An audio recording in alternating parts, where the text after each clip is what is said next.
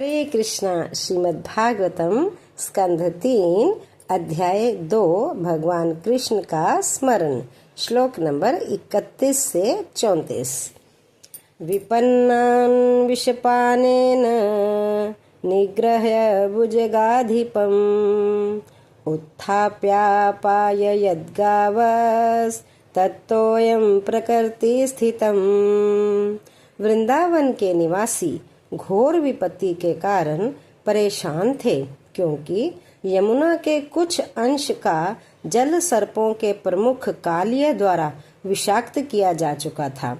भगवान ने सर्पराज को जल के भीतर प्रताड़ित किया और उसे दूर खदेड़ दिया। फिर नदी से बाहर आकर उन्होंने गौओं को जल पिलाया तथा ये सिद्ध किया कि वह जल पुनः अपनी स्वाभाविक स्थिति में है। अयाजयद गोसवेन गोपराजं द्विजोत्तमः वित्तस्य चोरुभारस्य चिकीर्षन् सदवयं विभुः। भगवान कृष्ण महाराज नंद की ऐश्वर्यशाली आर्थिक शक्ति का उपयोग गौओं की पूजा के लिए कराना चाहते थे और वे स्वर्ग के राजा इंद्र को भी पाठ पढ़ाना चाह रहे थे।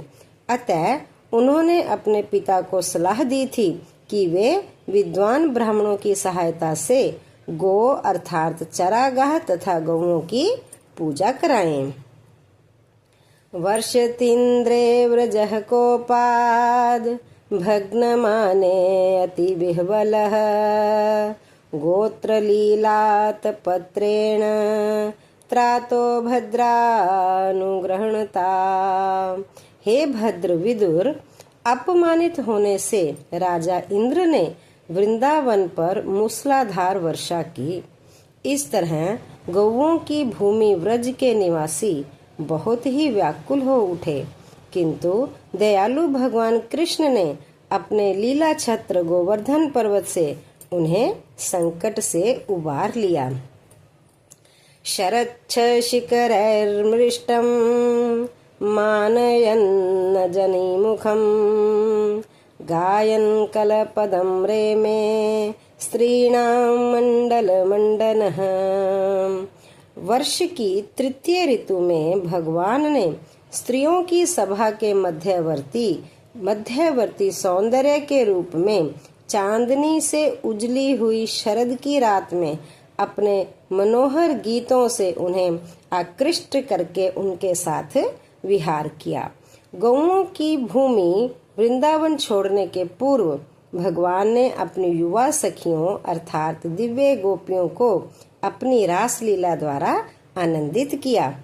यहाँ पर उद्धव ने भगवान के कार्यों का वर्णन करना रोक दिया। इस प्रकार श्रीमद् भागवत के तृतीय स्कंध के अंतर्गत भगवान कृष्ण का स्मरण नामक दूसरे अध्याय के श्लोकों का वाचन पूर्ण हुआ। हरे कृष्ण कृष्ण कृष्ण हरे हरे, हरे राम राम राम हरे हरे।